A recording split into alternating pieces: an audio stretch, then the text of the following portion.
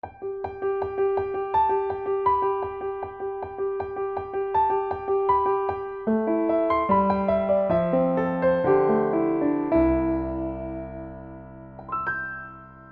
saudara terkasih, senang berjumpa saudara semua di ruang Gema ini. Gerakan merenungkan Alkitab. Hari ini kita akan membaca dan merenungkan kebenaran firman Tuhan yang terambil dalam kitab Kolose 4 ayat 5 dan 6. Demikianlah firman Tuhan, hiduplah dengan penuh hikmat terhadap orang-orang luar. Pergunakanlah waktu yang ada, hendaklah kata-katamu senantiasa penuh kasih, jangan hambar.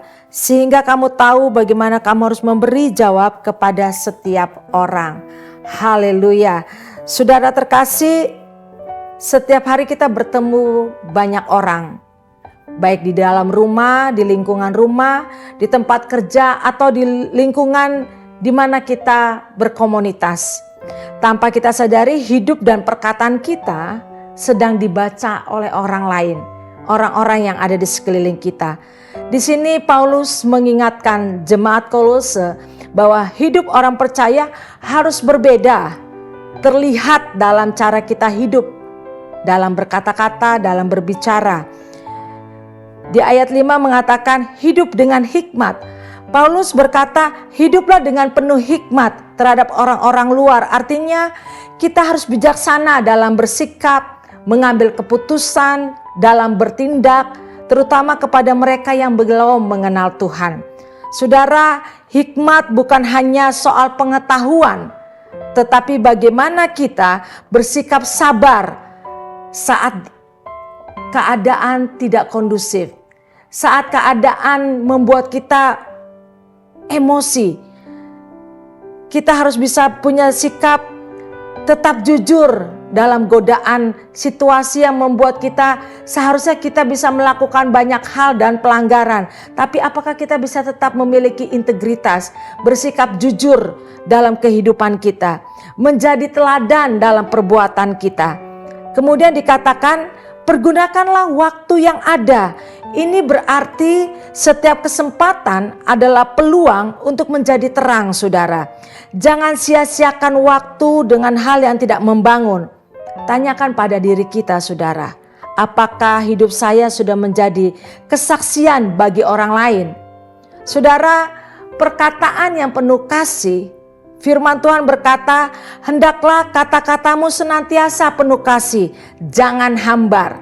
Artinya perkataan kita itu penuh kuasa, bisa menyembuhkan atau melukai, bisa membangun atau menghancurkan. Penuh kasih berarti perkataan kita tidak kasar, saudara. Tidak menyakitkan, tidak menyinggung orang lain. Perkataan kita menguatkan dan memberikan pengharapan. Jangan hambar, artinya setiap perkataan kita itu harus membawa rasa, saudara. Rasa ada kebaikan dalam setiap perkataan kita. Ada dampak, ada nilai. Dan sebelum kita berbicara, saudara, pikirkan apakah ini benar. Apakah ini membangun? Apakah ini penuh kasih? Mari saudara kita belajar. Di ayat ini juga berkata, supaya kamu tahu bagaimana kamu harus memberi jawab kepada setiap orang. Artinya kita harus siap, saudara, menjawab lemah lembut, menjelaskan iman kita dengan bijaksana. Tidak emosi, tetap penuh dengan kasih. Dunia membutuhkan jawaban, saudara. Tetapi bukan hanya kata-kata saja, melainkan hidup yang nyata. Saudara-saudara yang di dalam Tuhan, Tuhan Yesus memanggil kita untuk hidup dengan hikmat, menggunakan waktu dengan baik, berkata-kata dengan kasih. Marilah kita menjadi orang yang percaya, yang bukan hanya benar di dalam hati saja, tapi juga terlihat dalam kehidupan sehari-hari. Karena Tuhan menginginkan kita menjadi berkat dimanapun kita berada, baik di lingkungan rumah kita, di keluarga kita, maupun dalam dunia pekerjaan, maupun dalam komunitas, dalam gereja. Biarlah kita memiliki bahasa kasih, kita memakai perkataan-perkataan yang lemah lembut, memakai perkataan-perkataan untuk membangun satu dengan yang lain. Biarlah hari ini menjadi hari di mana kita boleh belajar untuk mengucapkan kata-kata yang baik, kata-kata berkat untuk orang-orang yang ada di sekeliling kita. Mari kita berdoa, saudara. Bapa, terima kasih untuk hari ini. Kami boleh belajar tentang bagaimana kami berkata-kata di dalam kasih. Kami tidak akan pernah mampu dengan kekuatan kami. Oleh karena itu Tuhan, kami butuh Engkau. Kami butuh Engkau menaruh perkataan-perkataan kasih-Mu di dalam bibir lidah kami. Berkati umat-Mu Tuhan yang mendengarkan gema ini, agar kami boleh menjadi pelaku-pelaku firman-Mu.